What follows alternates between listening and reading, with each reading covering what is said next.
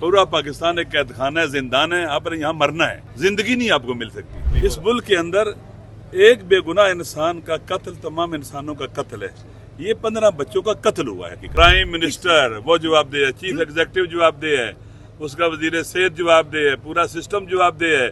जो मेरिट का ख्याल नहीं रखते, जो बजट कहाँ इस्तेमाल होता है आपको पता है, याशियों पर, जहाज खरीदने पर, पता नहीं कहाँ का बजट खर्च हो रहा है इन गरीबों का, मजलूमों का, महरूमों का। यही वो हुकूमत के अंदर है, जिम्मेदार वजीर है, इनके अंदर बहुत ही क्या उसे कहते हैं असर, सब चीज़ों को वो जानता है, करीब से जानता है। वजीर दाखिला है, उसके पास इंफॉर्मेशन है कि इंटेलिजेंस एजेंसीज उसके अंडर काम करती हैं। जब उसने कहा कोलैप्स कर चुका थी, निशानी है ना, ये वो सामने आ रहा है। अब ये सिस्टम कहता बरह ना होकर हमारे सामने आ गया।